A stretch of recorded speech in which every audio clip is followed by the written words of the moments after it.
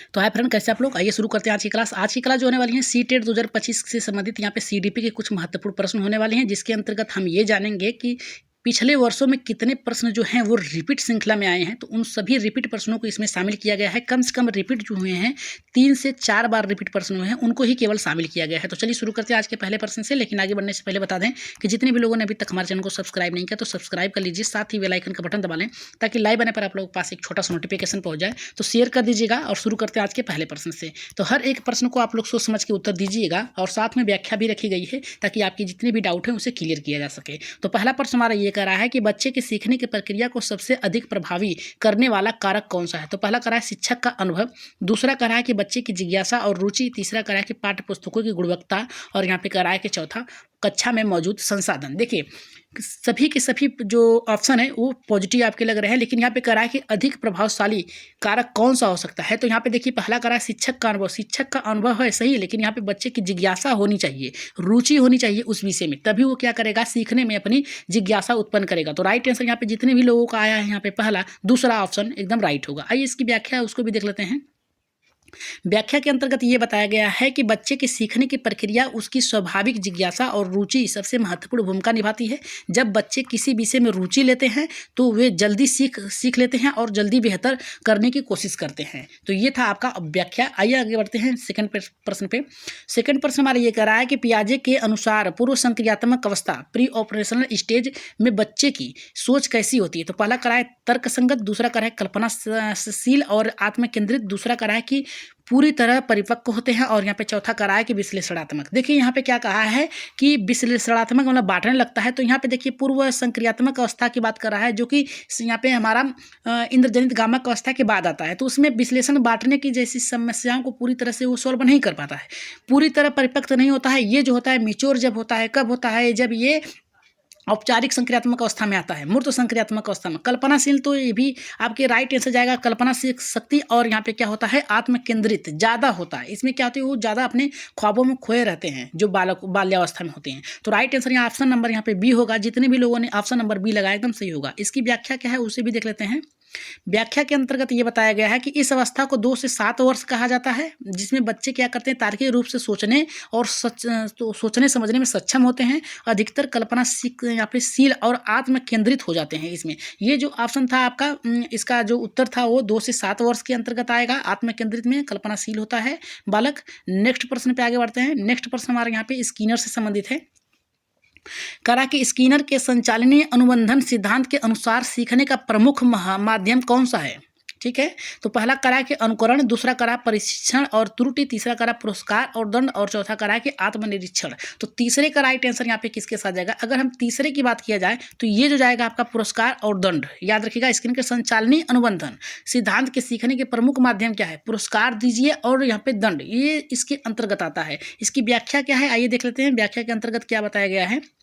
इसके अंतर्गत ये बताया गया है कि स्किनर ने कहा है कि यदि किसी व्यवहार को सकारात्मक रूप से पुरस्कृत किया जाए, मतलब कोई बालक अच्छा कर रहा है उसे पुरस्कृत किया जाए तो दोबारा होने की संभावना बढ़ जाती है। मतलब उसे प्राप्त करने के लिए बालक क्या करता है, फिर से उसी कार्य को करता है। और कोई गलती करता है तो उसे दंड दिया जाता है, तो दंड देने के कारण वो क्या करता है, उसे भय का उत्पन्न हो जाता है। लेकिन भय और दंड देना आपके लिए नेगेटिव होगा। लेकिन यहाँ पे पूछा है कि स्किनर के अनुसार कौन सा सकारात्मक हो सकता है, तो दंड देना व्यवहार को कम हो जाता है, मतलब उसके व्यवहार में अवांछित बदलाव हो जाता है। पुरस्कार देंगे तो कार्य करेगा, दंड देंगे तो उस कार्य को करने से बचेगा। नेक्स्ट प्रश्न पे आगे बढ़ते हैं, जो कि आपका चौथा प्रश्न है। चौथा प्रश्न हमारा ये कह रहा है कि बालक की व्यक्तिगत यहाँ पे भिन्नता करा कि इंडिविजुअल करा कि डिफरेंस का मुख्य कारण कौन सा है। पहला करा कि केवल। देखिए केवल शब्द जहां पर भी दे, याद रखिएगा, केवल शब्द जहां पर भी दे उसे काट दीजिएगा। करा कि केवल वातावरण, देखिए केवल एक पर ही करा है कि देखिए ये आनुवंशिकता और वातावरण दोनों पर निर्भर करता है व्यक्तिगत भिन्नताएं। देखिए आनुवंशिकताएं क्या होती है, आपकी जो पीढ़ी दर पीढ़ी आ रही है आपके किसी भी आपके समाज, आपके घर में, वो कोई भी जनरेशन हो, कोई भी जीन हो, वो आप में एक गुण जरूर छोड़ता है। और उसी तरह वातावरण में जैसे रहेंगे वैसे सीख लेंगे। अगर वातावरण आपका अच्छा है तो आप अच्छी क्रियाओं को सीखेंगे, अगर गलत है तो गलत व्यवहार को सीखेंगे। और केवल शब्द दिया है तो काट दीजिए। देखिए तीनों में आप देखिए नेगेटिव लगाइएगा, केवल शब्द केवल शब्द केवल शब्द, ये तीनों आपके निगेटिव हो गए। तो बचा आपका कौन सा, पॉजिटिव, आपका तीसरा ऑप्शन। जितने भी लोगों का ऑप्शन नंबर 3 आया है एकदम सही होगा। आइए इसकी व्याख्या है उसको भी देख लेते हैं। व्याख्या के अंतर्गत क्या कहा गया है। व्याख्या के अंतर्गत कहा गया है कि बच्चे की बुद्धि जो होती है क्षमता और व्यवहार पर आनुवंशिकता, जैसे माता पिता के गुण, हमने कहा ना 23 गुण होते हैं, 23 गुण माता से आते हैं, 23 गुण पिता से आते हैं। अब माता जो है, याद रखिएगा, माता जो है और पिता जो है, इनके 23 गुण आते हैं, 23 गुण इनके माता पिता दादा दादी से आएंगे, माँ के दादा दादी से आएंगे, यानी आपके नाना नानी से आएंगे, यहाँ से गुण, और वातावरण जो परिवेश, समाज और शिक्षा दोनों का प्रभाव पड़ता है। आगे बढ़ते हैं यहाँ पे नेक्स्ट प्रश्न पे। अगर क्लास बेहतर लग रही है तो एक बार सब्सक्राइब जरूर कर लीजिएगा और शेयर कर दीजिएगा, अपने अपने ग्रुपों में शेयर कर दीजिएगा, ताकि अधिक से अधिक लोग हमारे चैनल से जुड़ सके और मोटिवेशन हमारा बना रहे। तो यहाँ पे करा है वाइगोस्की के अनुसार सहगामी अधिगम, याद रखिएगा, उद्देश्य का मुख्य उद्देश्य क्या है।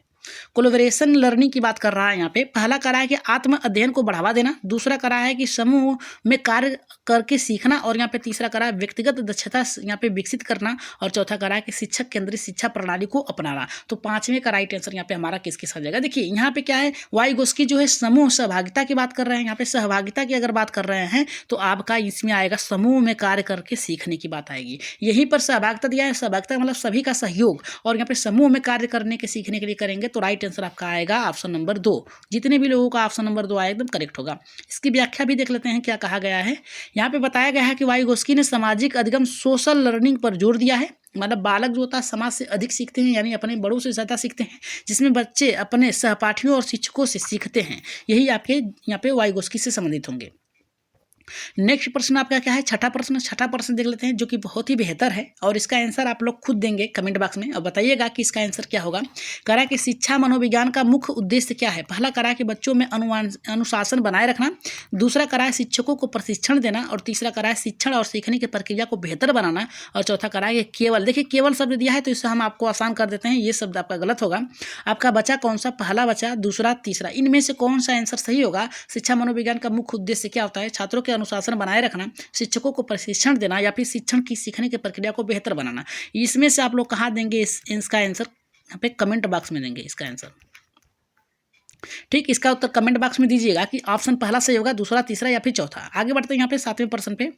सातवां प्रश्न देख लेते हैं क्या कर रहा है। और पीडीएफ प्राप्त करने के लिए आप हमारे परमा एजुकेशन चैनल टेलीग्राम चैनल को ज्वाइन कर लीजिएगा, या फिर व्हाट्सएप पे मैसेज कर दीजिएगा। व्हाट्सएप का लिंक आपको डिस्क्रिप्शन में मिल जाएगा, आप वहाँ से ज्वाइन कर लीजिएगा, आपको पीडीएफ मिल जाएगा। किसी भी प्रकार की पीडीएफ चाहिए आप लोगों को मिल जाएगा, वो भी मुफ्त में, याद रखिएगा, एक भी आपको पे नहीं करना पड़ेगा पैसे का।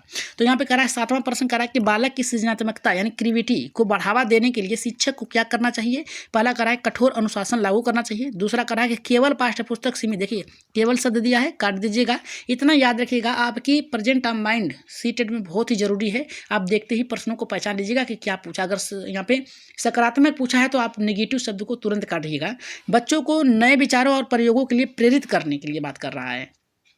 तो यहाँ पे देखिए, यहाँ पे कठोर अनुशासन दिया है, कठोर शब्द नहीं देंगे, केवल शब्द नहीं देंगे, केवल शब्द रटने पे नहीं देंगे, प्रवृत्ति यानी दोहराने की बात कर रहा है, बढ़ावा देने के लिए नहीं करेंगे। तो बचा आपका तीसरा राइट आंसर होगा आपका। जितने भी लोगों का यहाँ पे ऑप्शन नंबर तीसरा आया है एकदम करेक्ट होगा।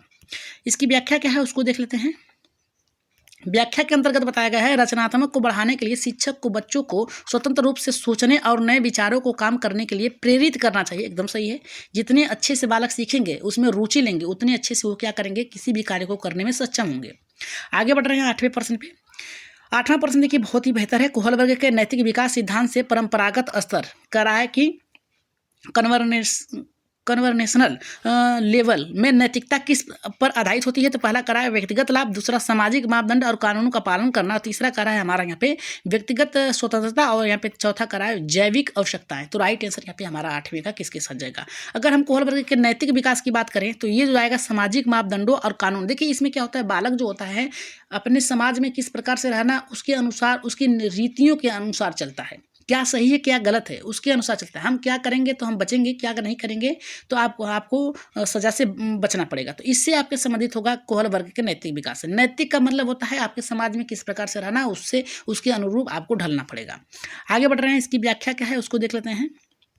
कहा कि इस स्तर में नैतिक समाज द्वारा निर्धारित नियमों के मूल्यों पर आधारित होती है, न कि व्यक्तिगत लाभ होता है। इसमें क्या होता है, आप जो भी समाज में बनाए गए नियम हैं उसके अनुसार ही आपको चलना पड़ेगा। आगे बढ़ रहे हैं यहाँ पे आठवें प्रश्न पे, नौवें प्रश्न पे। नौवां देखिए क्या कह रहा है यहाँ पे, कह रहा है कि बालकों में मनोवैज्ञानिक परिपक्वता, कह रहा है कि फिजियोलॉजिक मेटेरियलिटी का अर्थ क्या होता है। पहला करा है मानसिक विकास की पूर्णता, दूसरा करा है कि तार्किक और भावात्मक संतुलन, और तीसरा करा है कि केवल शारीरिक परिपक्वता। देखिए केवल शब्द दिया है, काट दीजिएगा। शिक्षा की समाप्ति आप नहीं कर सकते हैं, बचेगा दो में से आपका कौन सा सही होगा? 9वें का। तो 9वें का जो राइट आंसर जाएगा आपका तार्किक और भावात्मक जाएगा। राइट आंसर जितने भी लोगों का आया है यहाँ पे दूसरा ऑप्शन नंबर बी एकदम करेक्ट होगा। इसकी व्याख्या देख लेते हैं क्या कह रहा है। व्याख्या के अंतर्गत ये बताया गया है कि मनोवैज्ञानिक परिपक्वता का अर्थ होता है बच्चे अपनी भावनाओं को नियंत्रित कर सकते हैं और तार्किक रूप से निर्णय ले सकते हैं, यानी सोच कर किसी भी कार्य को करने में सक्षम हो सकते हैं। आगे बढ़ रहे हैं यहाँ पे 10वें प्रश्न पे, जो कि बहुत ही बेहतर है और क्लास बेहतर लग रही हो तो एक बार फिर कहेंगे कि सब्सक्राइब करिएगा, साथ में लाइक कर दीजिएगा आज की क्लास के लिए। और अगली क्लास मैथ की आपकी चलाई जाएंगी, जिसमें आपके इमेज के साथ चलाएंगी ताकि आप उसे देखकर सीख सके बेहतर तरीके से।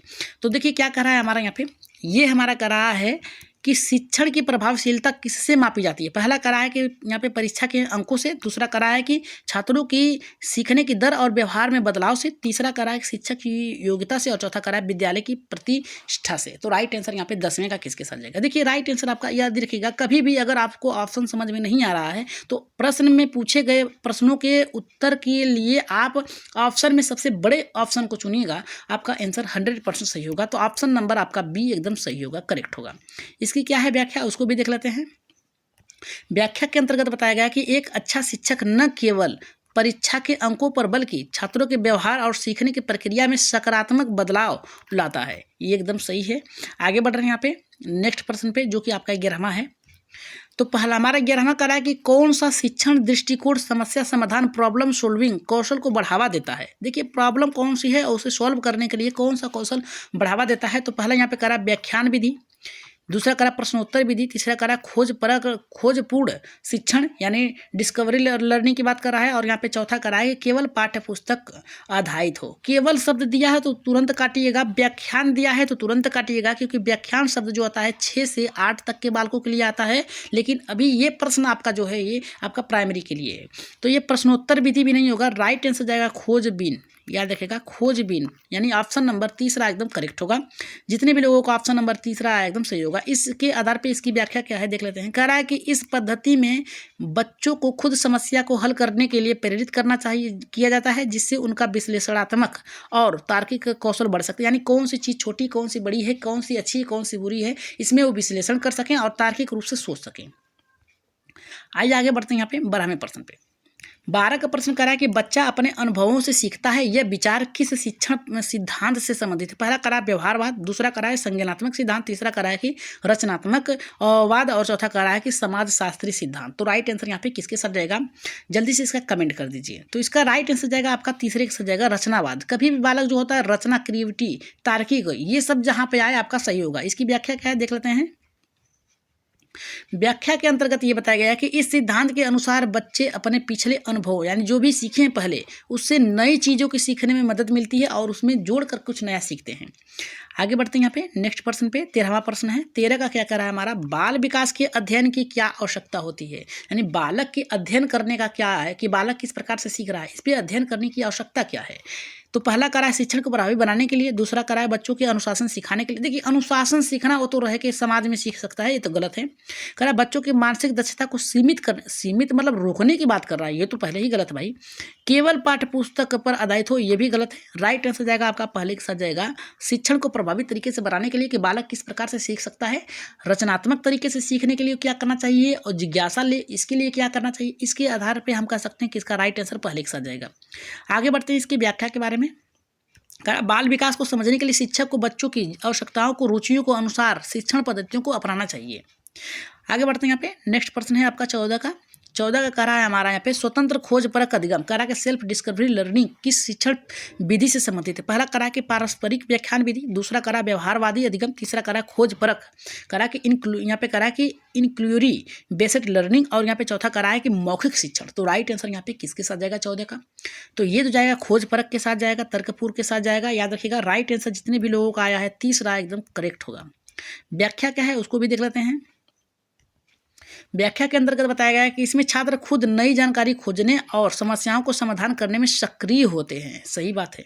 आगे बढ़ रहे हैं यहाँ पे नेक्स्ट प्रश्न पे 15 का क्या कह रहा है कि मार्शलो के आवश्यकता के सिद्धांत के अनुसार, मार्शलो यहाँ पे कह रहा है कि हर्शली ऑफ नीड्स के बारे में बात कर रहा है। सबसे ऊंचे स्तर की आवश्यकता कौन सी होती है? पहला करा सुरक्षा आवश्यकता, दूसरा करा आत्मसम्मान की आवश्यकता और चौथा का तीसरा करा है कि यहाँ पे करा है वास्तविकता यानी सेल्फ की बात कर रहा है, सेल्फ डिफरेंस की बात कर रहा है और यहाँ पे कर रहा है हमारा सामाजिक आवश्यकताएं की बात कर रहा है। तो राइट आंसर यहाँ पे 15 का किसके साथ जाएगा? इसका आंसर आप लोग कमेंट बॉक्स में दीजिएगा, तो बताइएगा। तो अगर क्लास बेहतर तरीके से कर रहे हैं तो इसका आंसर आप लोग क्या करेंगे, कमेंट बॉक्स में बताइएगा कि इसका आंसर क्या होगा 15 का। तो आइए आगे बढ़ते हैं यहाँ पे 16वें प्रश्न पे। 16 का देख लेते हैं क्या करा है। 16 का हमारा बहुत ही बेहतर है। ये करा है शिक्षक द्वारा बच्चों को प्रेरित करने के लिए सबसे अच्छा तरीका कौन सा है? पहला करा है पुरस्कार और दंड प्रणाली अपनाना। देखिए पुरस्कार की बात कर रहा है और साथ में दंड की बात कर रहा है। तो दंड तो आपका निगेटिव आ जाएगा। पुरस्कार मान लीजिए कुछ समय की कार्य को दोहराने के लिए, उत्सुकता के लिए किया जा सकता है, लेकिन दंड नहीं दे सकते। रोचक और यहाँ पे करा प्रासंगिक गतिविधियों को समावेशित करने के लिए यानी समावेशन करने के लिए राइट आंसर जितनी भी लोगों का है ऑप्शन नंबर 2 एकदम सही होगा। केवल शब्द दिया है काट दीजिएगा, करा कठिन शब्द दिया है काट दीजिएगा, दंड दिया है, पुरस्कार दिया है, ये आप नहीं अपना सकते हैं। राइट आंसर आपका जाएगा किसके साथ जाएगा? बी के साथ जाएगा। इसकी व्याख्या क्या है थोड़ा सा देख लेते हैं। करा कि जब शिक्षण रुचि और व्यवहारिक होता है तो बच्चे अधिक प्रेरित होते हैं। सही है। आगे बढ़ रहे हैं यहाँ पे 17वें प्रश्न पे। 17 का करा है कि एक शिक्षक को सबसे पहले अपने छात्रों में किस चीज़ की पहचान करनी चाहिए? पहला करा उनकी परीक्षा में सफल होने के लिए, उनकी सीखने की शैली और आवश्यकताओं की, उनके परिवार की आर्थिक स्थिति से कुछ लेना देना नहीं है, गलत है, उनकी सामाजिक प्रतिष्ठा से, उनकी समाज में क्या प्रतिष्ठा, उनका मान सम्मान क्या है। तो इससे आपको क्या लेना देना है? आपको विद्यालय में उसकी गुणवत्ता को जांचना है, परखना है। तो यहाँ पे करा है उनकी परीक्षा में सफलता के लिए नहीं, उसकी सीखने की शैली और आवश्यकता क्या है, किस प्रकार से वो सीख सकता है, इससे संबंधित होना चाहिए। ऑप्शन नंबर बी आपका सही होगा, करेक्ट होगा। आइए इसकी व्याख्या उसको भी देख लेते हैं। व्याख्या के अंतर्गत क्या बताया गया है? बताया गया है कि प्रत्येक बच्चा अलग अलग तरीके से सीखता है, इसलिए शिक्षक को उसकी सीखने की शैली को समझना चाहिए। एकदम सही है। आगे बढ़ रहे हैं यहाँ पे नेक्स्ट प्रश्न पे है जो कि 18वां प्रश्न है।